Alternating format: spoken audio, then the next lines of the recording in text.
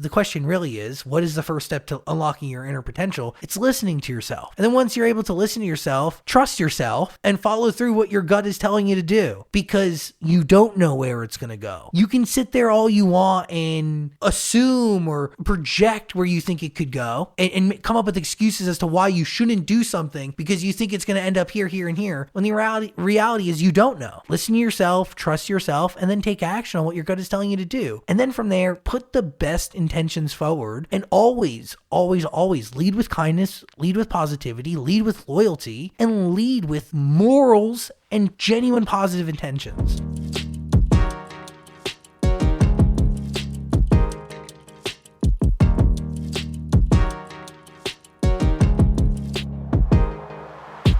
Ladies and gentlemen, welcome back to It's the Bearded Man podcast with your favorite, the world's favorite bearded man, Bob Bay. Today, special guest. He started broadcasting his own show from his parents' basement at the age of 14 in his hometown of Wayne, New Jersey. In the past decade, he's interviewed people such as Justin Bieber, Kendal and Kylie Jenner, Lady Gaga, Ariana Grande, Billie Eilish, just to name a few. One of the most vibrant and positive energies I've come across in the interview space. Today on the podcast, Zach Sang. That was really nice. And the truth is, real recognizes real, positive recognizes positive. So coming from you, it is a real compliment. Thank you for having me. It's an absolute honor. And your beard is really in top condition. I mean, it is so perfect. It really... It draws me in. It's just the way it's shaped and how crisp. Yes. And like You're speaking my language, brother. It's rounded yet sharp, you know? Yes. You know, with claiming to be the world's favorite bearded man, with having a podcast titled It's the Bearded Man, this has become my greatest asset. And people are always like, how do you do it? I just tell them, you got to find a great barber. I see him every 2 weeks. He gives me a haircut, trims it up. And is there care involved? Not much care other than the barber cleaning it up. When I shower, I shampoo it, and that's about it. But other than that, same shampoo that goes on your head goes on your face. Yep, same one. Nothing special. And when the time's right, and I got big followers, and there's a brand yeah, baby. I'm gonna start a line. Yeah, there should be care. Yeah, I would. Looking at your beard, totally. If I was blessed with the ability to grow any sort of facial hair that wasn't the patchy uncomfortableness that comes through my face, I would look at your beard and be like, I need my beard to look like this. Really, truly. I wish I had the ability to grow facial hair, because it is a sign of strength and wisdom, and secrets sometimes are kept in people's hair, but I think wisdom is kept in the beard. Yeah, I always joke on these solo pods that I do, and I go, whenever I'm talking about something, I'll be like, and that's some bearded wisdom. So now it's really evolved as the brand. Do you rub your beard, stroke it while you say it? That's actually a good question. I try not to touch it as much as people probably think, because keeps it clean. But also, you don't want to brag. You don't want to brag. It's kind of like the brand, but it's also a joke at the same time, because I don't like walk around and just think like truthfully like I have the greatest beard in the land, but you do. I do. We got to keep it secret. But hey, don't start flipping the script on me. See how quickly we got into this podcast, and you're already asking about me? That is not going to happen today. Okay, this podcast is about you, Zach. You've done so many interviews. You do it at the highest level. You inspire me more than you've even realized, because you're 27 years young, correct? Yeah. I'm 27 years young. And so it's like when I see you doing it at the highest level, which you've been putting in the reps, you've been putting in the time for extreme, like since you were 14, I didn't really start touching this space until I was about 22. You inspire me, because I'm like, this is a guy that's the same age as me. He's doing it at the highest level. I know that I can get to a space where you are at some point in my life. You will. As long as I stay consistent. That's what it's about, man. Like consistency in relationships and positivity.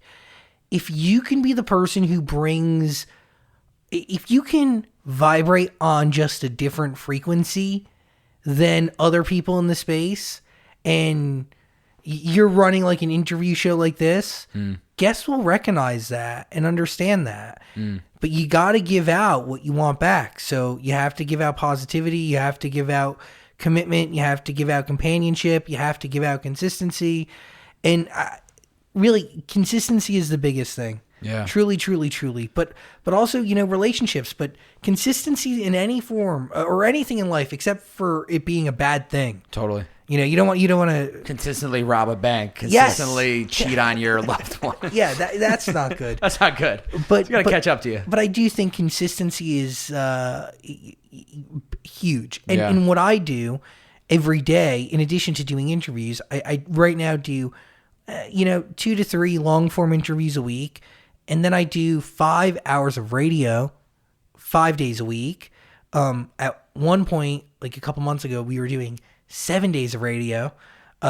6 days were 5 hours. 1 day was 3. Wow. Consistency is everything. Yeah. Because people need to get to know you. People need to understand you. And the way people consume radio is sometimes sporadic. Sometimes it's in very tiny intervals. So whenever they have that opportunity to catch you, you need to be giving them something that is good enough to make them come back. Totally. And I don't know when somebody's going to listen, so I have to be on my money. Yeah. Every time. Yeah. And it's hard, but I do think consistency is, in anything, is what kind of builds muscle memory, and it builds this just basic level of existing. Totally. In your house, in your kitchen, the last time I was here, we were talking with Robbie, who is your roommate and your friend. Short guy. Yeah, he is a professional athlete, this incredible specimen. And he was talking about, how he just has to respond. Like, when you're playing a sport, you just have to respond to something. You have to get to the point where, you don't even think. Yeah. But the only way you get there is by putting in, not 10,000 hours, 20,000 hours. And it's 20,000 hours of quality, Yeah. So, yeah, consistency in anything and everything, I think, leads to really quality results. Yeah. But I think the key is what you had just said, though, is not knowing when somebody's going to click in or when somebody's going to listen. And so I think that allows you to be present and to deliver. I treat this conversation today the same as I did for the podcast I did last weekend, as I'll do for the podcast in the future. I want to deliver the highest quality podcast that I can of my career. Even if I had the favorite podcast that I've ever done, and 2 years ago was with this guest, and it was the dream person. It does not matter. What matters is at this moment in time, wherever I am, or especially here today, March, whatever date it is, I need to deliver the highest quality product, because not only do I respect you and your time, I don't know if this is the podcast somebody's going to listen to, but wow, this bearded guy, I don't know, something about his podcast, something about the beard, something about what he talks about. I kind of like this. Let me go back. It could be the conversation that changes your life. Totally. I would be pumped if this is the one that just rocket ships. But you never know. You never know. And you have to trick yourself into believing that this is the one. And if it's not this one, it's the next one. And I've told you stories, and I'll tell a story now. Please. There's been interviews where you don't know that this is going to be the interview that, in some cases, tens of millions of people see. Totally. Not most recent, but one of the biggest cases in my life professionally has been Olivia J. Giulianini. She's the daughter of Lori Loughlin. She really is a nice girl, really, truly. And I had met her at a party, and she came up to me, and we got to talking, and she told me she had a palette coming out. And I was like, oh, maybe you'd want to come on my radio show one time. And months go by. I met her in October, I think, or November. And I ended up having a free day in April, I think. My timeline could be screwed up. But I had a free day. And we were like, who should we have on the show? I was like, oh, this makeup girl whose mom was on Full House.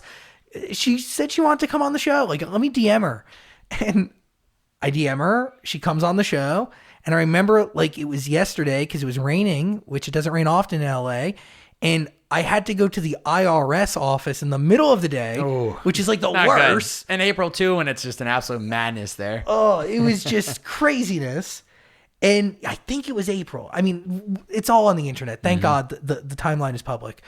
But I remember going to the IRS, rushing back to the studio from their downtown offices to my studio, and we scatter to prepare. But I had already prepped the day before, so I knew a lot about her.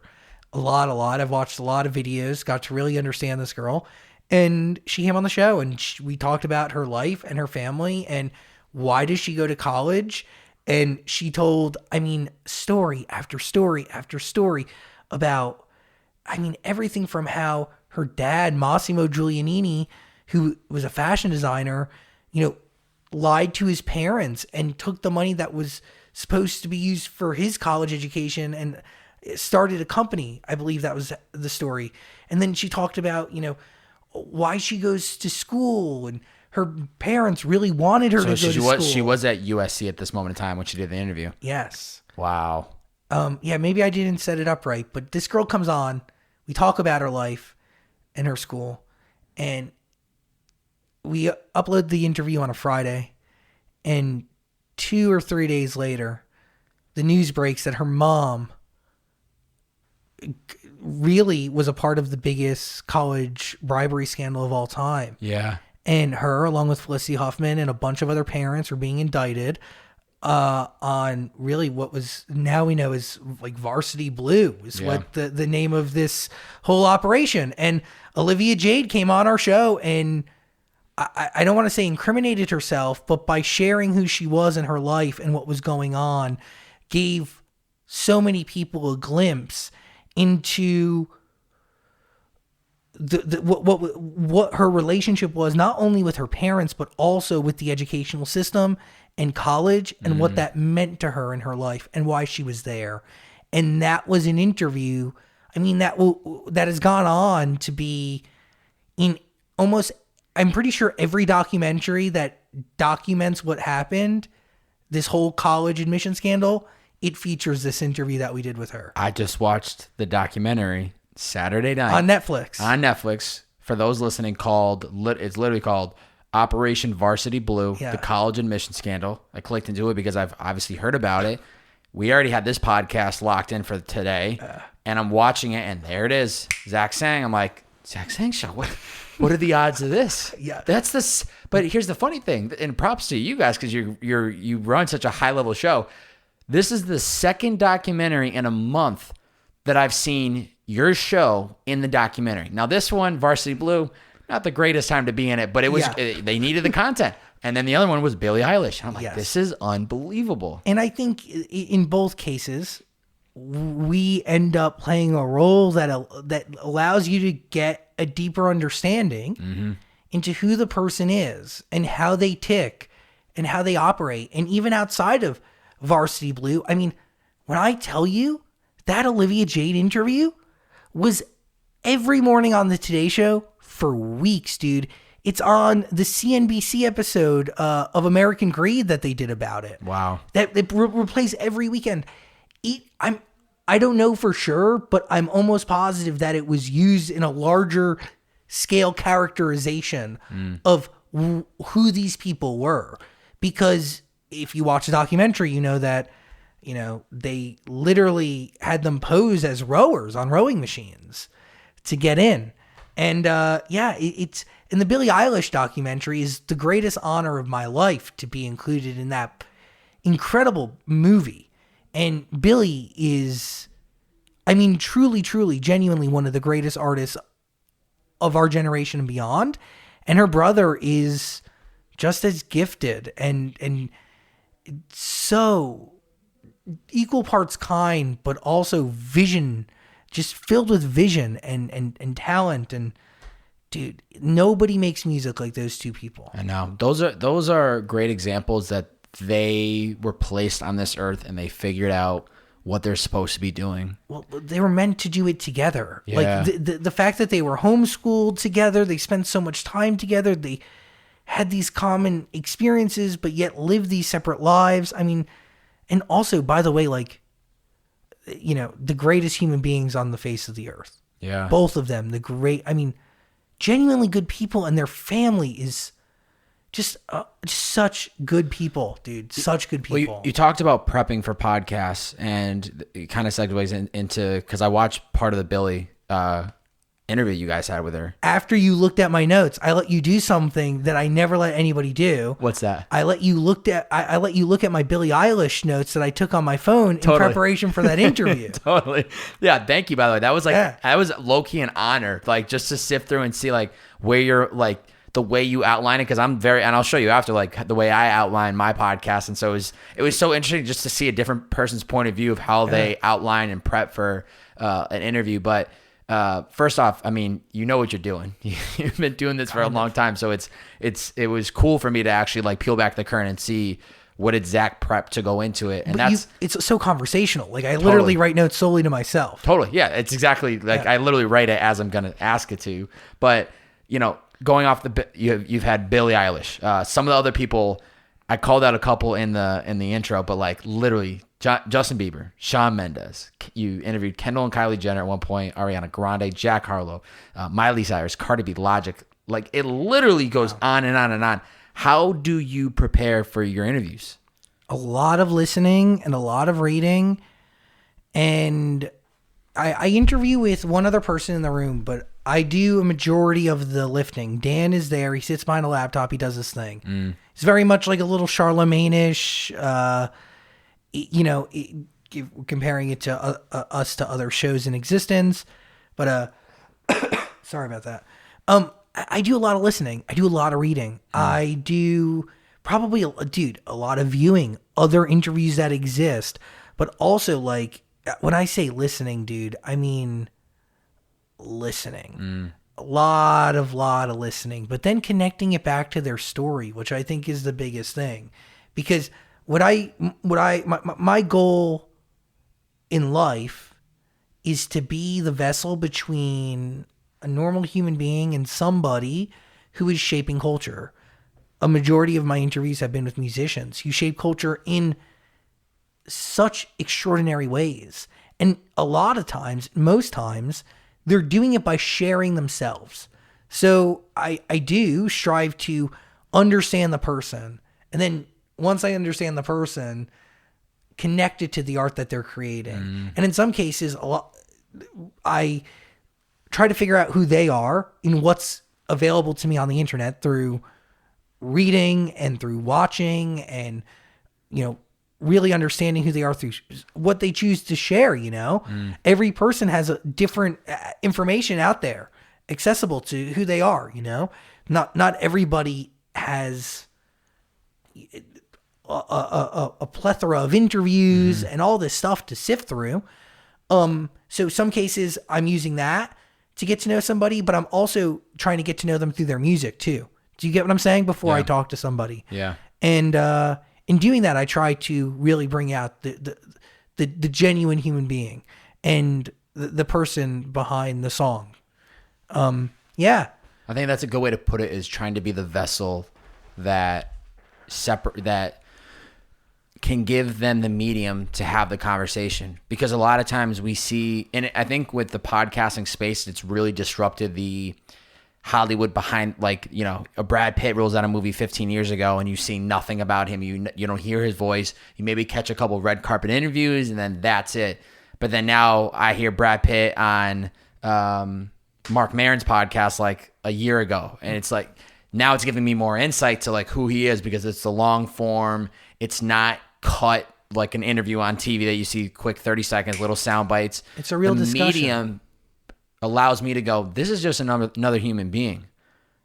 It's similar to what you would start off with, somebody that's put in consistency, somebody that's put in the hard work, somebody that was at the right place at the right time, timing, all these other variables have added up. But at the end of the day, they're just a human being. Well, because it's so easy to lose that, like in the glitz and the glamour that comes along with somebody who shapes culture, whether you're a movie star or a musician, and, even K-pop stars, to a certain degree, they are human beings.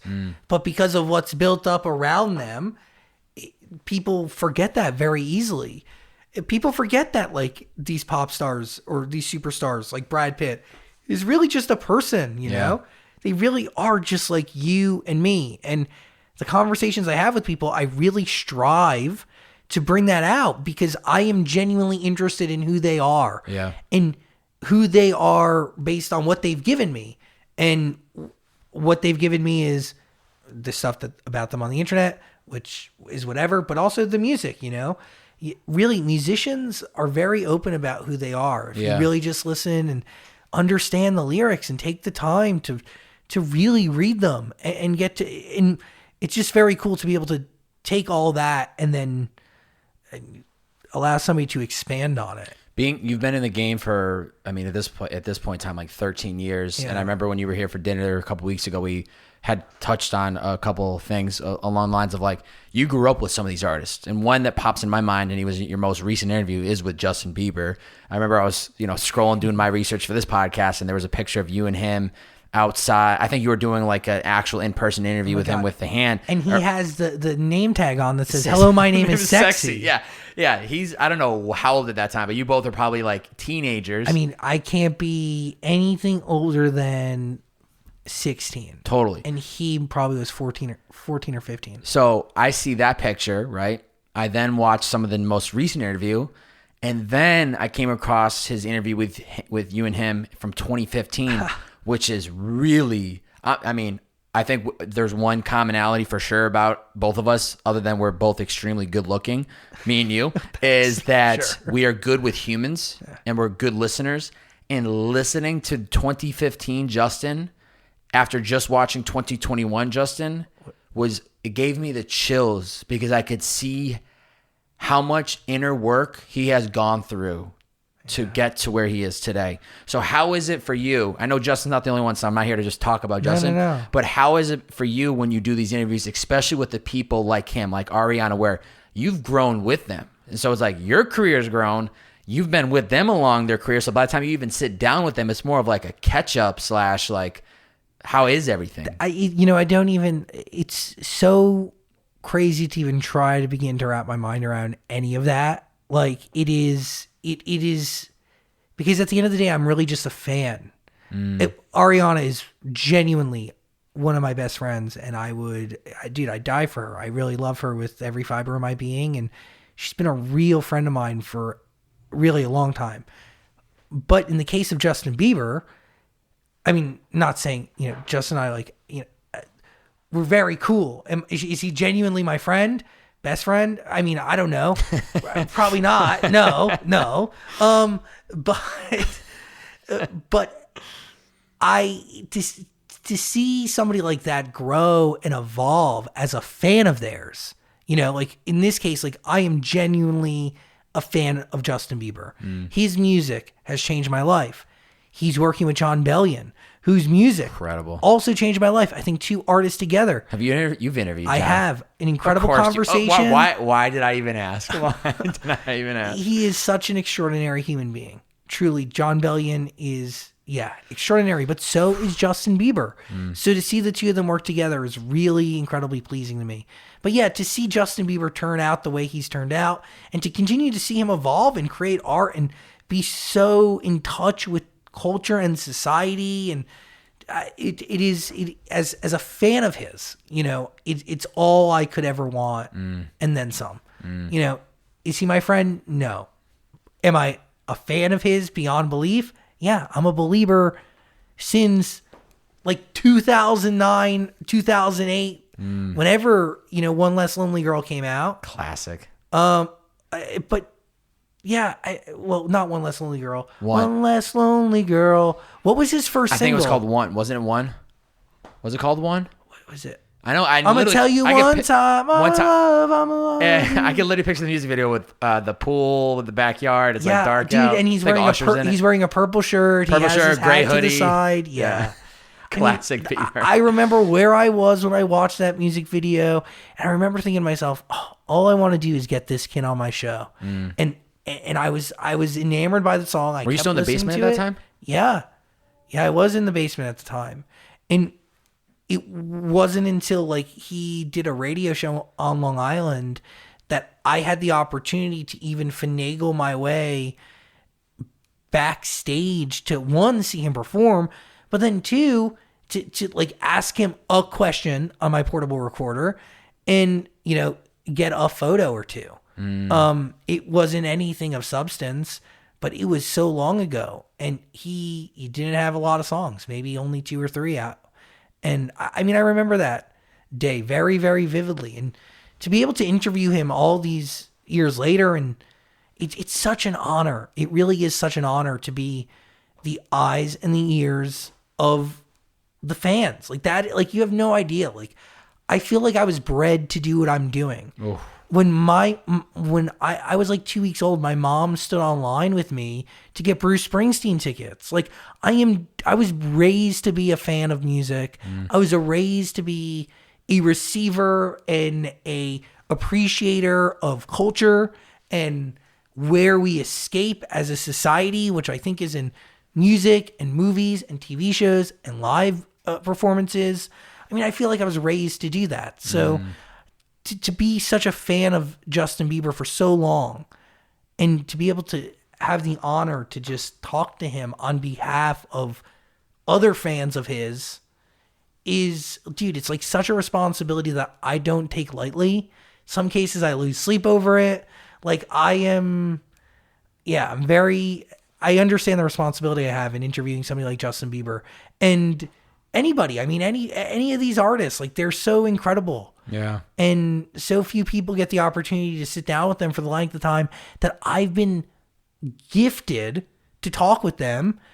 And, I just, yeah. The gift comes from you putting in the work, It wasn't like somebody just handed you everything, your show where you are today. Like you clearly have been putting in the work, and it's so refreshing to hear you say, like, one, you wanting to be the vessel, and two, you're just a genuine fan of these artists. That I would imagine that was why you even started it when you were 14, interviewing or trying to get into the game, was that it wasn't like, I just want to make a lot of money doing this. I just want to interview the biggest celebrities. It was, I want to provide a platform to share what these artists are going through.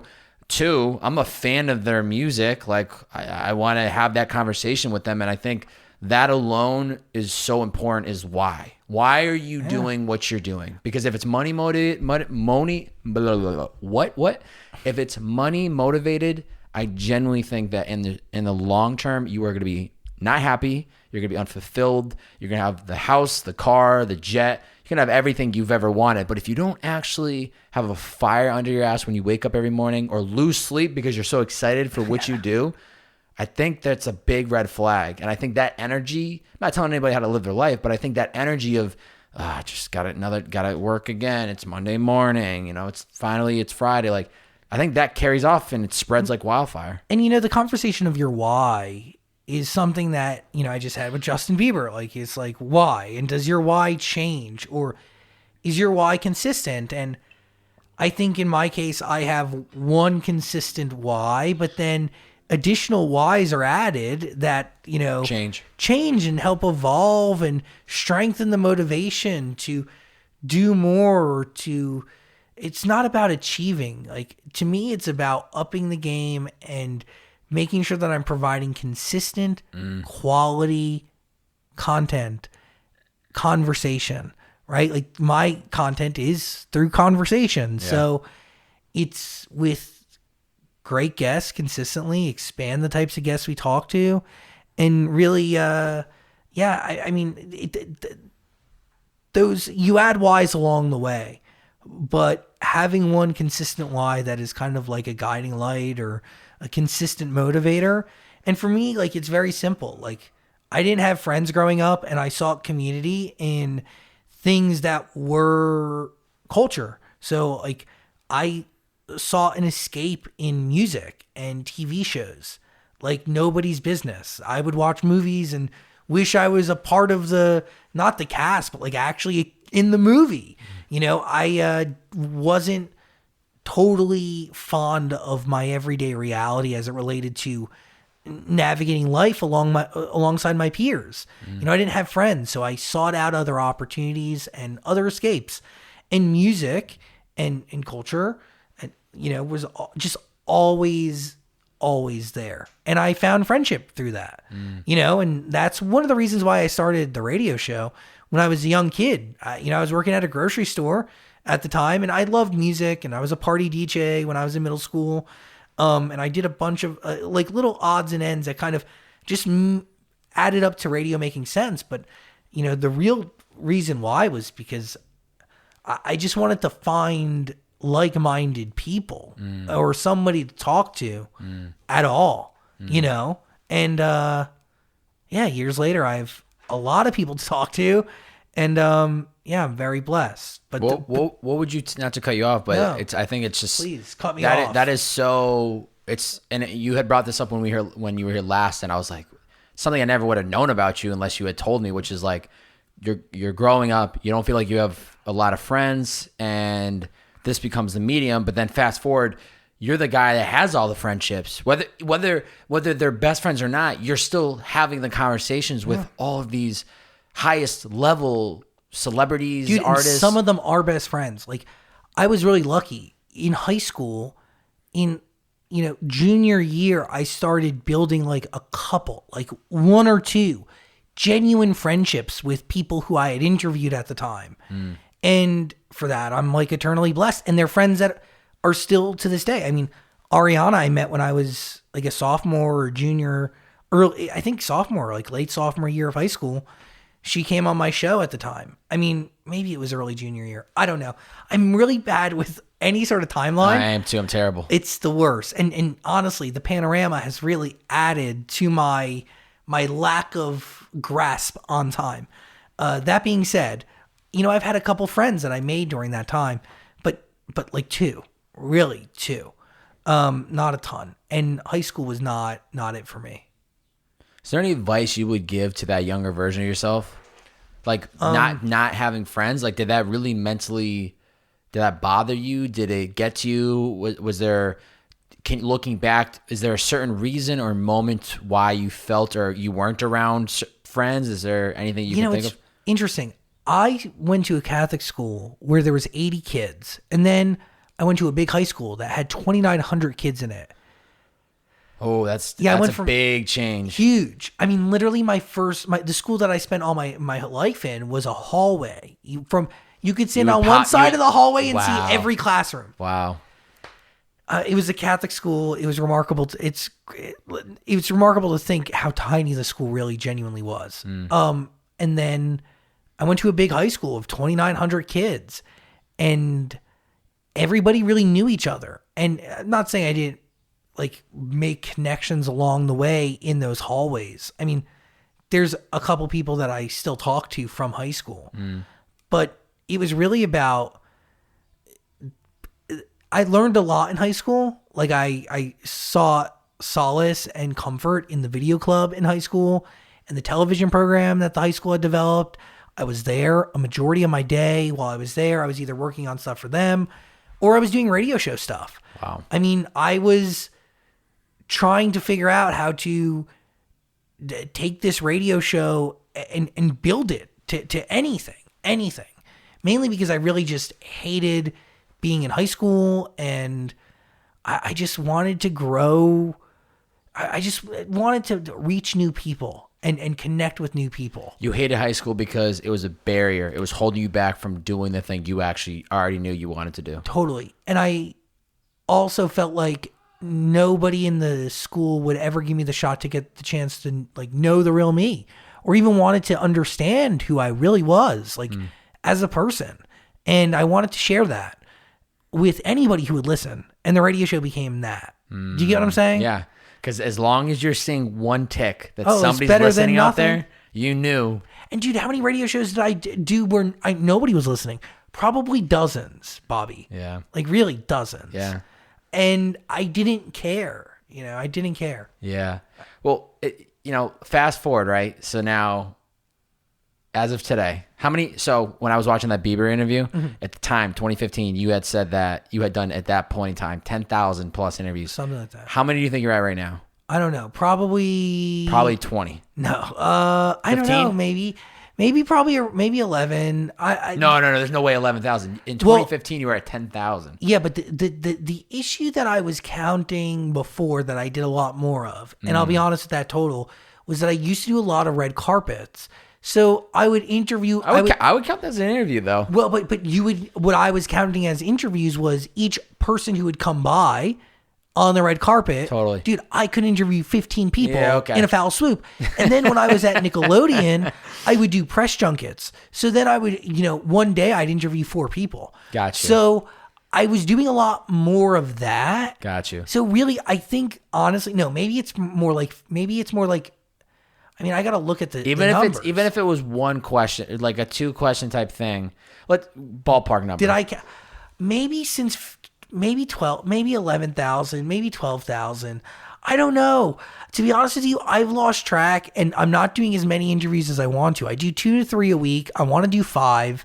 I need to expand who I talk to. Yeah. I really do. I have a lot of wants to grow the interview side of what my brand is. And brand, I mean, here's the brand. We are a vessel between culture shapers and the people. That's what it is. So as long as I have culture shapers, relevant people on the other side or sitting on our couch, whether it be over Skype or whatever, we're doing our job. You know? We're growing what we do. But yeah, I think, dude, maybe 12,000, maybe more. I don't, it's so weird, man. I'm like so focused on doing this forever. Love that. That you don't even care. Yeah, I don't. It doesn't matter. Stop. It doesn't change anything. Nothing. And I love that. Nothing. And I didn't come up with that total. Somebody in Westwood One Marketing did, or maybe, I don't know where that total came from. It is accurate though, because when I say I used to stand on red carpets for and I used to interview everybody, Bobby. I would say no to nobody. I said yes to everyone. That's smart. I didn't care. You just want to put in the reps. Yes. I just, dude, in doing that, you realize that everybody has a story. Everybody's interesting. Everybody has something that they're passionate about. And everybody can be a good interview if, you're genuinely, if you look into their eyes and genuinely give a shit. Yeah. And Truly. listen. Yeah. And that's just it. Listen. Dude. Listening is everything. Yes. And a bad interviewer talks more than they listen. Amen. And there might be some people out there who listen to this and go, Zach blows all this smoke up artists' asses. Dude, do the ratio on me talking to them talking. And yes, there are cases where I genuinely care about somebody's art. Yeah. And I will blow smoke, but it's not smoke when you mean it. Yes. You're receiving it as smoke because in that moment you think I am not genuine. But the truth is, you would say the same thing if the camera and the mic wasn't rolling. Yes, totally. And you need to know, but before somebody sits on my couch, I've listened to everything they've done. Yeah. Times 5. Yeah. Okay. You already know how that interview is going to play out before it's even started. Sometimes, but the truth is I have a genuine appreciation for this person and what they do because I've listened to their catalog and I've understood them. Some of my favorite interviews are the most underrated interviews on my channel. Like Macklemore, talking to Ben, who is Macklemore, was such a refreshing conversation for so many reasons, but the guy's an icon and he came to us way after Thrift Shop, way after Can't Hold Us, way after Same Love. It was very retrospective and it was just such a phenomenal conversation because the guy shaped culture. The guy shaped what it meant to be an independent musician and have success. I mean, he really supplied a lot of conversation for a long time. So, those interviews, what I'm saying is that guy, when he sits down, he has so many albums out. I've listened to all your albums. 5 times, dude. Logic, when he comes on, I don't present it like Nardwuar does, but I know your stuff. I find some gems about people. Totally. I may not be in your face. I'm not a human serviette. I'm not a human napkin, but our delivery is a little different. Yeah. But yeah, we dig up some nugs when there's a big history to pull from. Totally. Totally. The more somebody gives, the more we have to work with, and it's very exciting. Yeah. Well, so we'll say the number over 10, make it easy. Over 10,000 interviews. You have 522,000 subscribers on the Zach Sang Show on YouTube. And growing, baby. And growing. You have over on that channel right now, over 116 million total views. How many radio stations right now are you? We are on, I think it's 86. Okay, 86 FM stations across U.S. and Canada, or just U.S.? Yes. Well, no, just U.S. on the 86. And then there's more in Canada. So a lot of eardrums are hearing your ears at this moment in time. Yeah. But I'm curious, what have been some of the biggest challenges or hurdles for you getting to this point? Because it's easy for somebody to click in today's podcast, not know who Zach Sang is, but even though 99% of people that probably listen to this are going to know who you are, but they see where you are today. You know what I'm saying? It's like, oh, he's doing it all. But there had to have been some hurdles and challenges for you on this journey getting here. That's a great question, but how do I narrow it down to just one? I think the biggest thing is, being young, doing something. Radio's old. Let's call it what it is. Radio is a very old medium. It is run by old people. That is a challenge. It's a challenge to be taken seriously. It's a challenge to be young. It's a challenge to be a member of the LGBTQ community in radio. It's just, there's just challenges that are thrown at you. And management's very difficult. A lot of the times they're not pro-creative. They're not pro-audience. When all I want at the end of the day is to put forth the best product for my audience. I want to serve the community with all that I have. I genuinely, with every fiber of my being, believe that I was put on this earth to, through the means of audio, connect with people, bring people together, provide an escape, provide for these communities over the FM airwaves, over the streaming audio airwaves, air quotes, whatever it's called. It's to provide audio relief and escape and conversation and management and those types of things. They're not, our views and our visions aren't aligned. The truth is, if you do what I do and you allow it to flourish, money then just comes. And that's like, when you allow that to be such a secondary thought, it will then appear. And executives don't see it that way all the time. So yeah, that's a challenge. And then, what else is a challenge? But at the end of the day, I'm very grateful to be in radio. I'm very grateful for the executives I work with every day. And a part of me is grateful that it is a challenge to teach somebody or to show someone why this is right. I don't mean to be that guy, but we added video to a radio studio and started bringing that to life on YouTube in 2009, dude. Very early. It was super early on. And a part of creating digital radio for so long allowed me to come to the FM radio world with this toolkit of unconventional means and methods to connect with an audience on the other side of the speaker, but also to bring them to other platforms, to grow a multi-platform brand and experience that started on the radio and then made its way to your screen, whether that be a phone or a computer or whatever. And that, for a lot of people, was, not anymore, but was a hard thing to grasp. Now it's the coolest thing in the world, and everybody wants it in radio, and it's hard to find. But before, it was just people did not understand it. They just did not get it. And that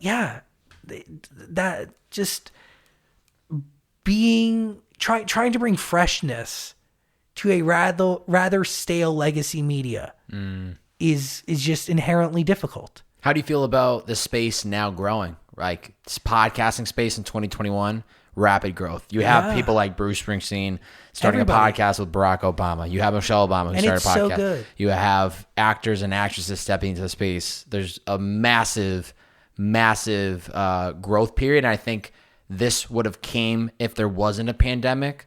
But I think the pandemic forced these high caliber celebrity thought people in the world to then look at the podcast space medium because it allowed them to do it from the comfort of their home, do it through Zoom.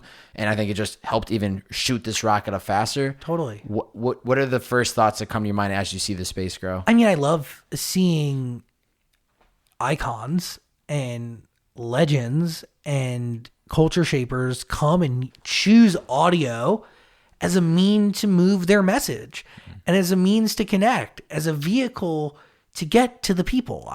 Dude, Nothing is more personal than your ears. Like, think about how intimate of a relationship that is to be in somebody's ears. I mean, that like, you have the ability to really grow close to another person.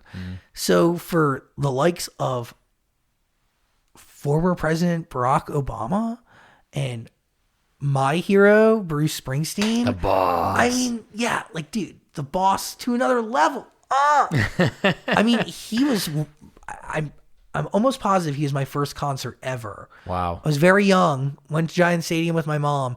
He performed for 4.5 hours. Unreal. I've seen him once before. And he performs for hours, dude. Unreal. Just he doesn't keeps stop. going. No opener, no closer, just Bruce Springsteen, the East Street Band. Oh my. Classic. And it's a blessing. Yeah. And you're left with that show forever. Yeah. So extraordinary. Yeah. Anyway, I think it's really incredible. I really do. I think it's incredible to see people like that choose podcasts as their main method of communication.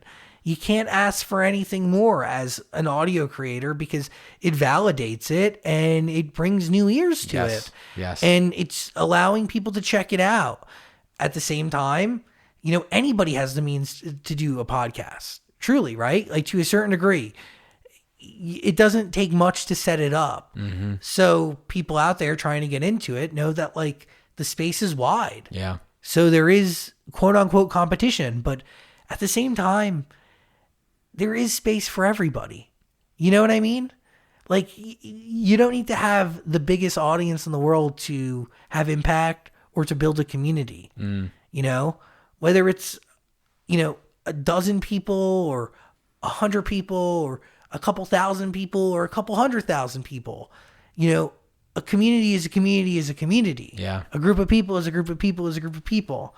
And great things can come from that. Yeah. And I think that's powerful if you really think about it. Yeah, I think there's endless amounts of opportunity, and if you compare yourself and think like, "Oh, I can never be like the next Zach Sang," well, you're never going to be the next Zach Sang because there's only one Zach Sang. Yeah. You have to become the greatest version of yourself and do it at the highest level you can possibly do in order to see the possibilities within that. And in doing that, you will bring people. You will attract people. Totally. It's going to be different people than I would attract, which makes the audience unique to you. It makes it unique to you. Before we got into this podcast, we talked about, and one thing, you know, I can't even echo it loud enough, but I love meeting people like yourself who are authentically them. Like, when I hear you on the radio to when I see you here today, or even before everything gets turned on, you are who you are. You are who you're supposed to be. No. You're not afraid to be unapologetically yourself, which is it is one of my sole missions in life, not only to help people reach their inner potential, but to inspire them and be an example to be their most authentic selves, because I think that is just so important. Hell yeah. And one thing that I came across, and I think once again it speaks so loudly to you, is that you have a mat entering your studio that says, "Come as you are." I do. Which really, to me, that is exactly that. It's reminding people, come as you are, come as who you are, you know? Yeah, there's no need to dress up or to be anything more than just yourself. So why is it important for not only the guests to have that reminder, but to everyone else to be their most authentic selves? I mean, it's a quest, right? To like, to say that I've always been my honest self. The truth is, like, the microphone's allowed me to be that. I've had that, and I like, this is a hard question to answer, because the truth is I am myself no matter the situation, and it makes my life that much easier. Because, like, when you don't have shades of you can have shades of yourself, but when you don't have to constantly switch personalities, you know, that's so hard. That's so taxing. And at a certain point, like, all the different personalities you have end up being diluted, and nothing ends up being you. And I mean, yeah. So, I mean, I don't know. It's such a hard question to answer, because once I figured it out, and maybe I always knew, or I don't know, dude. I don't know. But it is, you know, I bring it up, and people have said that to me. They're like, you know, it's really crazy. When I meet you and then when I listen to you, It really is the same person. And that is the truth. Like, it is. Like, the same way I would talk to somebody on the street is the same way I would talk to somebody if they called me on the radio. Nothing is different. So I don't know if I've always been my truest, authentic self, though. But I think I have on the radio, but not always to people behind the scenes. Does that make any sense? I think the radio became the platform that gave you the confidence to be my true self. Yes. And then once I figured it out through this medium, why can't I do this all the time? Yes, that's it. Yeah. And and I'm just fully realizing it now, because you don't really think about it. Like, you have half-baked thoughts on it as you progress through life. But like, the truth is, like, I wasn't my authentic self. I mean, to people in the school hallways, I wasn't anything. I was as closed off and as whatever I thought people needed to hear, just to survive the high school day. And in a lot of cases, I just said nothing because, that was just the best move. But it's true. I mean, I figured out my authentic self through radio, and that I'm like forever grateful. Yeah, it's an honor to hear stories like yours where it's clear that you have come a long way. Like, yes, you're interviewing all these high level celebrities and guests, but the how you got there at the end of the day was just you putting in that work and coming from a place where you might have felt lost or not surrounded by the right community, but then to stick to what you knew was true to you, which is entering the radio space, even though people could have easily been like, why are you trying to be on the radio, dude? Like, that's not cool. That's not the thing you should be doing. Like, why don't you want to go to college and be a lawyer? Like, start your own business. Like, you stuck true to you, which is, to me, that's the best way to find that inner potential, is by sticking to your inner beliefs and your inner gut and your inner heart. And it's clear that you have been able to do that.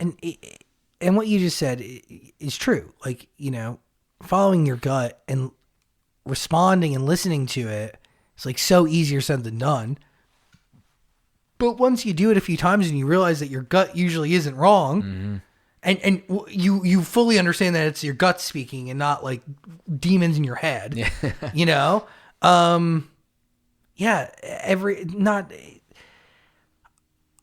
music has been there for me in ways that I would have never ever thought possible. I mean, that's just the truth. I was raised on musicals growing up, and when I didn't have friends, because I didn't have friends beyond high school. I mean, I didn't have friends in elementary school either, or middle school either.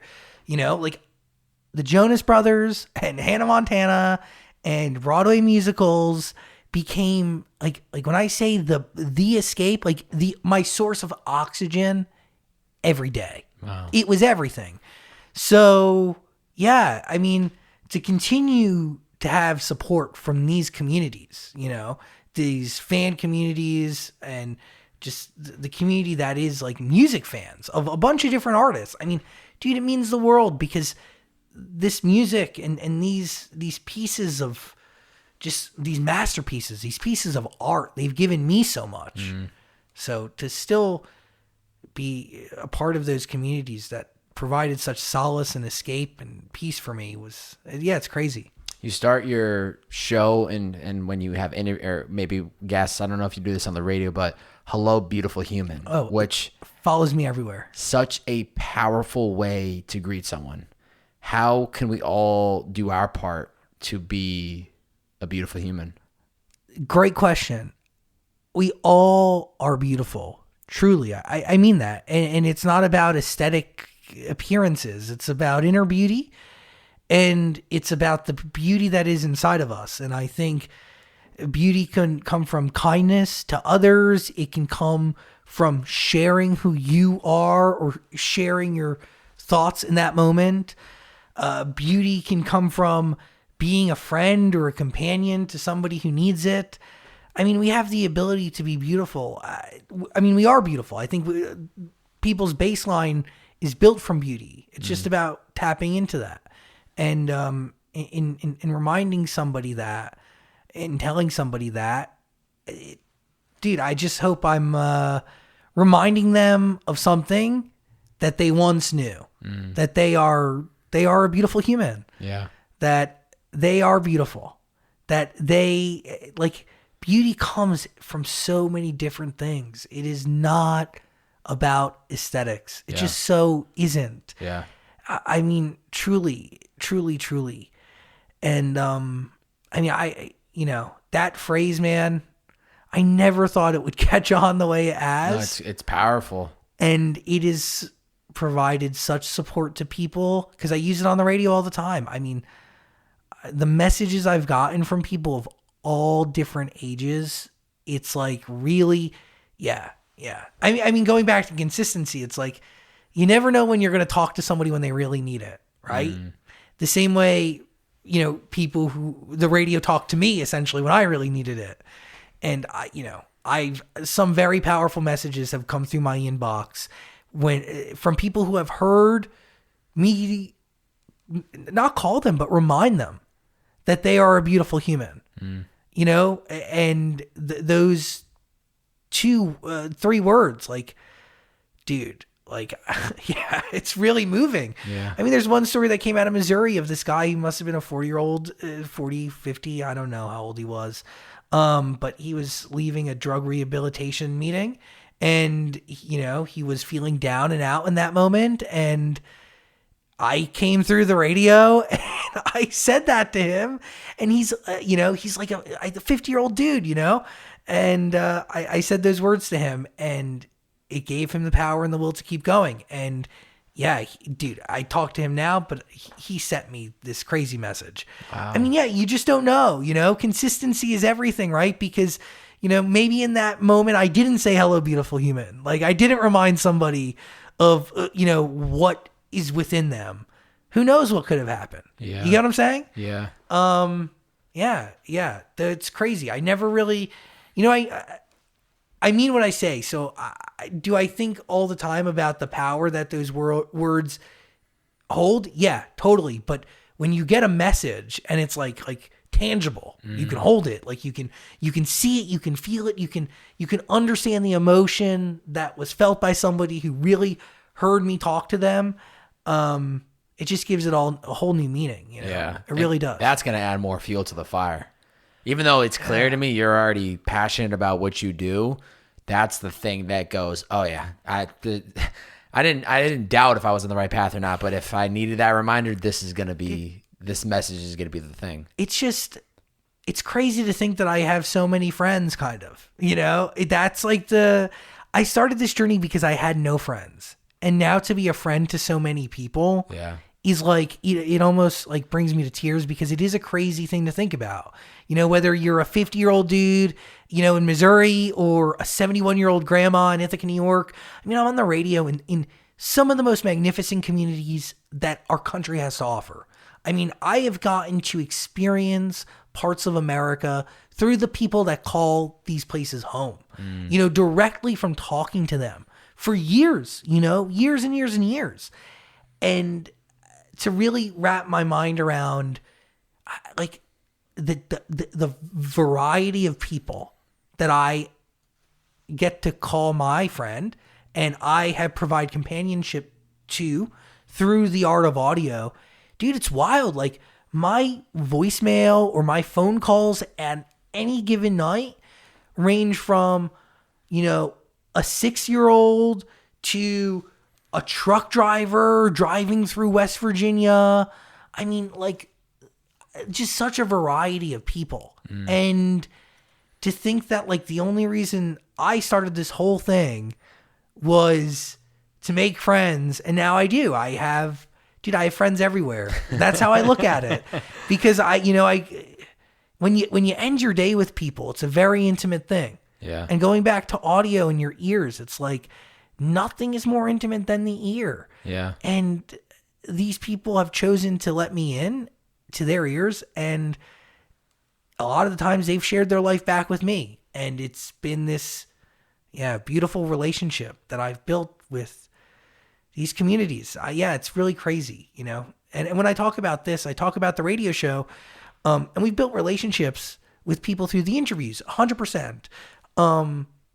But the radio is just a little bit different, because it's more of a reality show. It's more of an opportunity to really sit down and unpack the day's baggage together. Yeah, that's one thing I've realized in the podcast space, but even even when I was driving Uber full time, how are you doing today? I'd say to somebody getting in my car, and it was that one question that they've needed all day for somebody to ask them, and having that safety net of like knowing that I'm their driver, they're in a safe environment for the next 15 minutes, 20 minutes, then they're going to get out of my car and probably never see me again. It's the same way as when they call in going, safety net, this person really doesn't know who I am, and I can say whatever I'm feeling. I ask the question, if you need something, give me a call.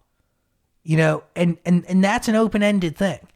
And when I tell you that the calls range, Bobby, I mean, I got a call the other night from a kid. He said, I'm calling you because it's my birthday and my friends suck and nobody remembered my birthday. Like when I say range of stuff, like if you need something, just call me. People don't call for tangible items. They call for, I need some love. This kid needed some birthday love. Or I'm a nurse and I just got off a really hard shift. Can you play this song for me? Or can we just talk about it? I mean, those things go such a long way. But it's essentially the building blocks of any friendship. Do you get what I'm saying? Yeah. Like that's what, like when you ask, like, how was your day really? If you're there for somebody when they need to vent or say something, that's what a good friend does. Yeah. Is that not? Yeah. A good friend is there who a good friend manages to ask you, how was your day, when you really just need to talk about your day. And a good friend is there for you when you need to just spew and not judge you for it. So, yeah, man, I just try to be a good friend on the radio. And I do think that being a good friend has definitely plays a role in the interviews that I do too. I just care. I care, and I do a lot of research, and yeah, that's what we do. By the way, have you noticed that I'm not on the receiving end of interviews ever. You do it. You're doing a great job, and I love this. I love flipping the script today and having you be the one to sit back and relax. And very weird. Just share what you've been through. Very weird. I love it. I'm never doing it again. Don't worry. We're getting close to the end, but I'm glad we got you in here today. No, no, thank you for giving me the platform to talk about it. I only talk about my life. I don't really talk about my I see the radio show as just my life. This is not work to me. I don't see going to the studio as work. I just don't, that it doesn't compute to me in that way. And when I do the radio show, I just think of it as living my life on the air with a bunch of friends, whether that be the friends that are in the room with me or the friends that are on the other side of the speaker. So yeah, to sit down and really talk about what I do is just so reflective. Yeah, it's so not the norm for me. Yeah. And I love sitting down with somebody and reflecting on them, and I get to come to those conversations equipped from a fan's point of view, and somebody who's like, dude, I have the ability to get interested in anyone. Yeah. Really. Because you're a curious person. Yeah. I'm grossly curious. And yeah. I just want to know. I just need to know. Yeah. No, I mean, that's the number one key to being a good interview is just be naturally curious and a good listener. Yeah. You shut up. And I'm super lucky. Larry King, rest his soul, took pity on me, Bobby, and got dinner with me on a few different occasions. And really shared a lot of incredible lessons with me. And what you said is the biggest one, is to sit there and you listen. And dude, what do we know? No. Like, that was his line. I mean, he's the greatest interviewer. There's a couple interview greats. It's Larry King. It's Howard Stern. It's Barbara Walters. Oprah. But like, Larry just was different. He was just so different. But what he did was he listened. He was the greatest listener of all time. Wow. Yeah. And dude, remarkable human being who instilled a lot, but the biggest takeaway is to listen. Wow. Yeah. That's amazing. I watched a lot of his interviews when I was just getting to the space. And, I knew of him growing up, but like to take note and watch him as I was trying to enter this space. It was sad to see him pass. Yeah, nobody better than him at it. And I don't think to this day anybody has the interview repertoire, like maybe that's the wrong word, but like he has done so many interviews. Like he's interviewed every living president, I'm pretty sure. And even beyond that, like he's been Frank Sinatra back in his radio days. Like he is, Larry is truly an icon and a force that will exist in culture and in our world. Beyond forever, like whatever, but that's the art of an interview of record. These things they're so much bigger than the person conducting the interview. They really have this power to be around forever because Larry, like me, it wasn't his show. Like it was the people's show and he was their conduit, their vehicle. Their eyes, their ears, their mouthpiece. And in doing that, it is so much bigger than a singular person. Yeah. Yeah. And doing interviews of record or just any interview, it has the ability to, live on, but also shape the way that person's viewed. Yeah. Because it's a look into who they are. It's an opportunity to get to know them. And it is such a huge responsibility. And Larry saw it that way, and I see it the same way. Because it is. Like, dude, it's like, it doesn't stress me out because I love it. But at the end of the day, it's like, you just got to remember that this is bigger than you. Totally. This is about the community. This is about the people that listen in. This is it's a much bigger vehicle. Yeah, it's like, dude, it's so not about me when I interview somebody. It's about them, and it's about the people who are fans of them. And because I'm a fan, it allows me to really... You're asking on behalf of the fans. Yes. Because you are a fan. Because I'm one of them. Yeah. And I will always be one of them for as long as I live. Yeah. Because that community is the air that I breathe, the wind beneath my wings. It's true. Beneath my wings. I love that. These are quick cues, and then we'll kind of wrap up. Daily routines that help you operate at your highest level. None. None worth sharing. Playing with your boy Lou. I feel like that's got to be an important daily routine. Yeah, I guess. I have to wear socks. I can't do a radio show without socks on. Very important. That's one. Okay. I drink a Red Bull at least once a day. And you got one here today, sugar-free. And I was so nervous. Fired up. I hate being around Robbie with a Red Bull because he is a matcha guy, and I feel like I'm definitely offending him. No, you're good. You can bring those in here. I have a Red Bull every day, but that's bad because that's it's allegedly battery acid. So balance. You can balance it. Okay, thanks. You can balance it. Thanks out a for little the support, Bobby. Hey, if Red Bull keeps you moving, then I'm not mad about that. Greatest strength and greatest weakness. Maybe my greatest strength and my greatest weakness could be the same thing. Well, I think my greatest strength is empathy. My greatest weakness is loyalty. Because sometimes you're loyal to people who don't deserve loyalty. And in doing that, you end up sticking around, whether it be negative energy or, being attached to something or someone that is just not the right force to be around, I'm very loyal. And empathy is definitely my greatest strength. That's good. Yeah, I could see the loyalty coming back and biting you, and definitely something I've learned in the past. Think about it. Like, if you're loyal to somebody despite their shortcomings or toxicity,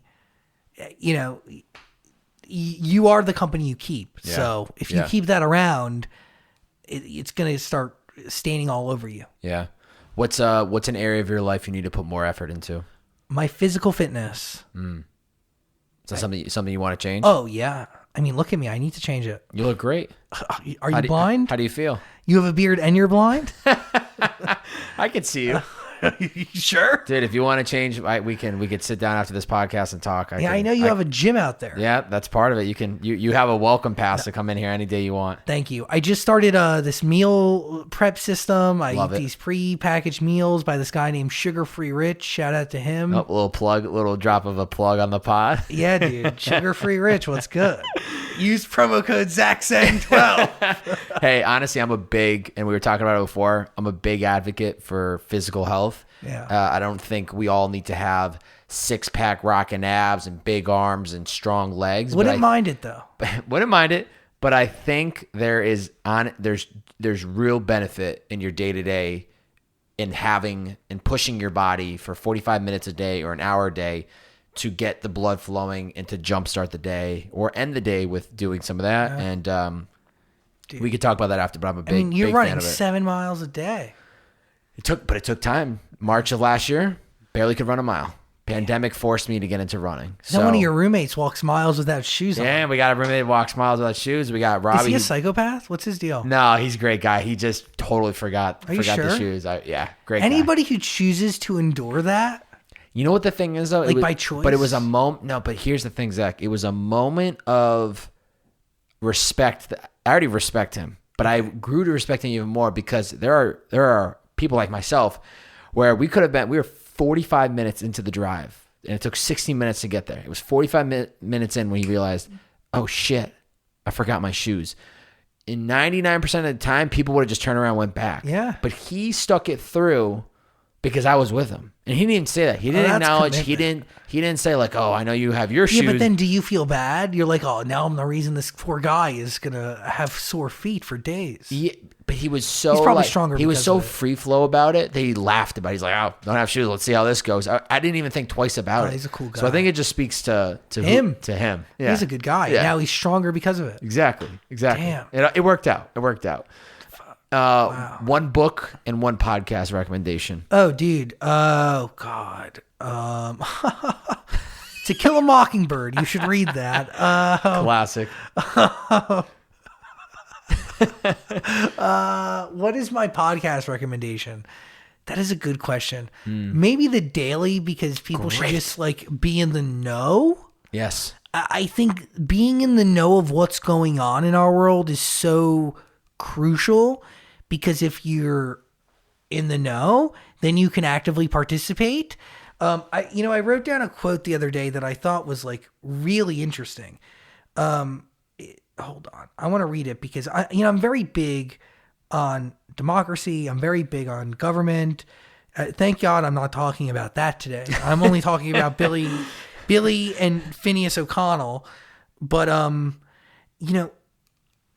The Daily does a good job of summarizing what you need to know, and having that knowledge will allow you to make better decisions. Knowledge really is the most powerful tool, but really that knowledge is nothing without the power to vote. And if you have a brain right now, you would know what's going on in Georgia, which is essentially Jim Crow 2.0.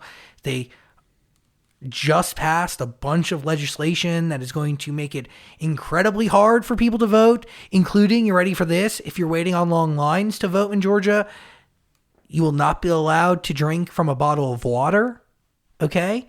To the lengths that these people are going to strangle our vote and really quiet the majority is scary and should send a shiver down your spine. Because if it can happen in Georgia, it can happen anywhere across this nation. And the vote, our vote, is all we got. Yeah. If we don't have a vote, then what do we have? Yeah. I mean, come on. The vote is it's the first domino. Yeah. You get what I'm saying? Yeah.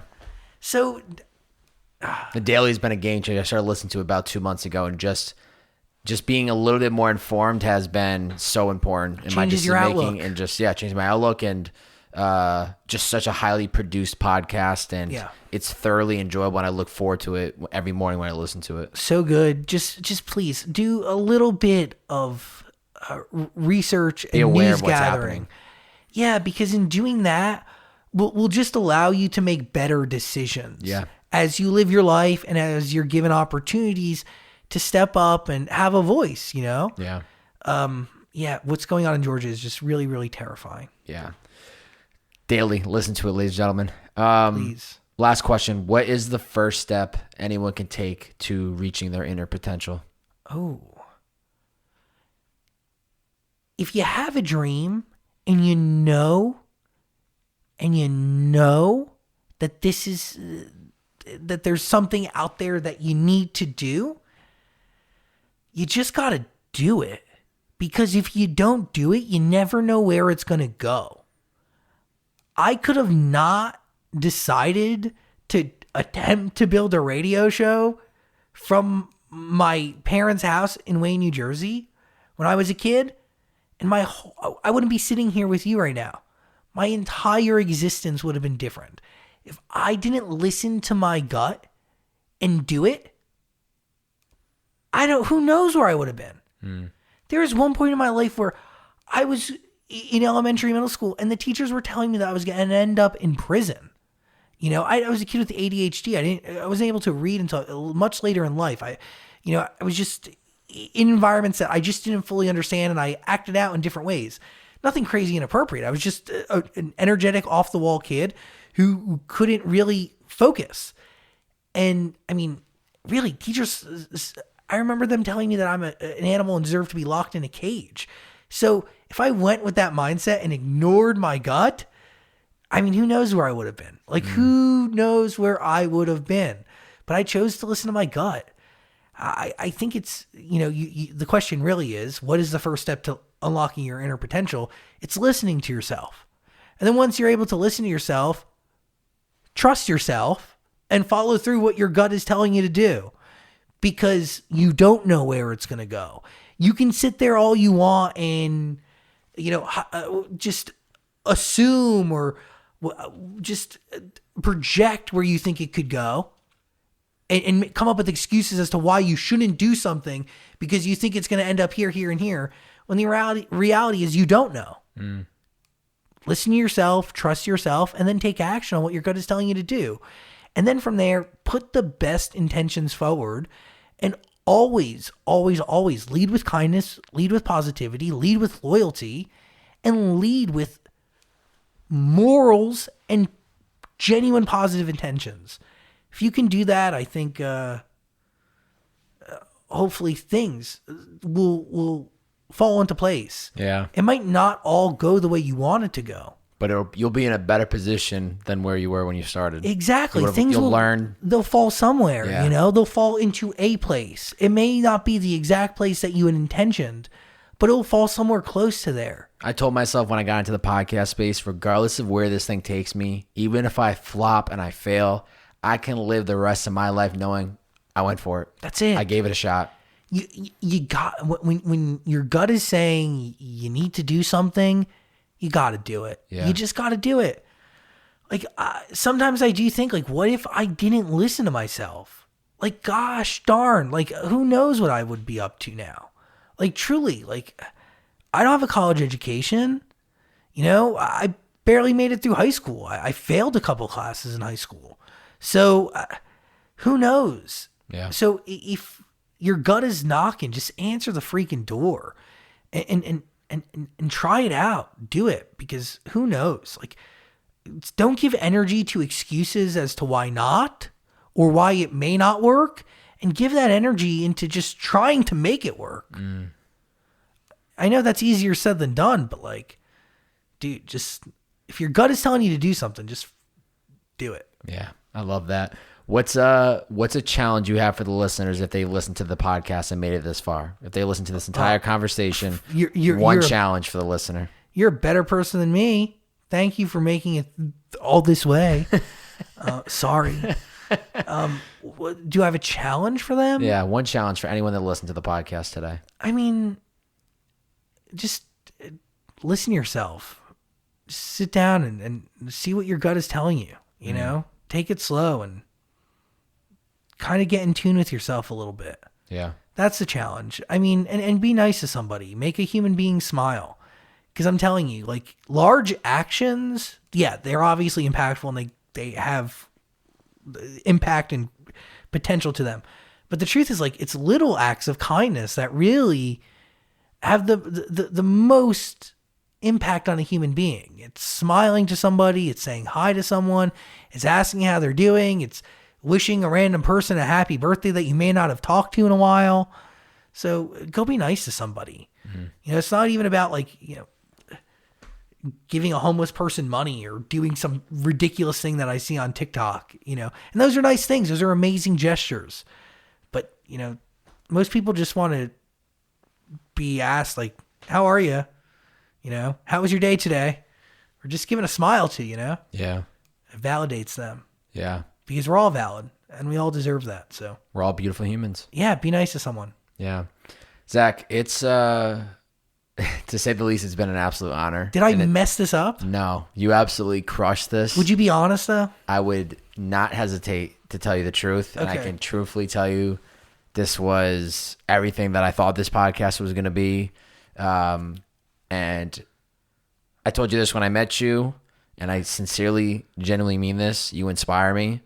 You do it at such a high level, and it's a place that I will get to at some point in my life. And I'm already I'm already doing it by having this conversation with you, because you're somebody that does it at the highest level. So thank you for taking the time to be part of this, and thank you for the vulnerability that you've shared on what it was like, what you were going through in those early years, and how that kind of got that. No, it's not kind of, that is how you got to where you are today. And that why is so important. And as years have changed, that changes, some things tweak, but from outside looking in, you are doing exactly what you're supposed to be doing. You're still so young. There's so much more to come. And I just wish you nothing but more success, and just keep pounding the pavement with the interviews, because as a listener, I appreciate them.